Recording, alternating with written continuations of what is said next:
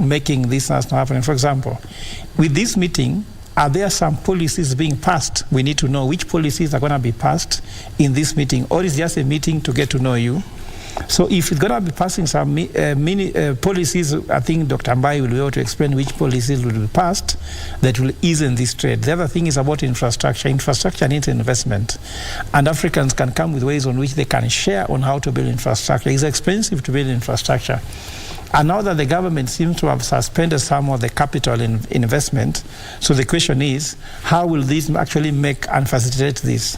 The other issues which creates a lot of challenges here are to do, for example, with the ethnic diversity that is in Africa. How will you create linguistic diversity?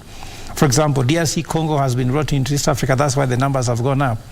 Are we going to learn French so that we can trade with the DRC? Will you learn Lingala? Will they learn Swahili? Mm-hmm. Of course, there's something like also speaking a bit of Swahili there.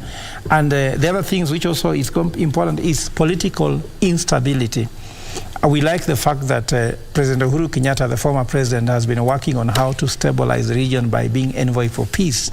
May this continue, because under political instability, you may find that some flights can be cancelled. Remember last time when something was happening in Sudan, flights were cancelled, KQ could not be able to fly in there, which means that some trade was hit. So we are looking at all these things holistically, and of course the cultural issues. And for me, what I think Dr. Mbai and the team needs to address, there is something very painful in Africa called sibling rivalry. Sibling rivalry is just the fact that other countries consider Kenya to be their brothers and sisters, and Kenya consider them to be their brothers and sisters.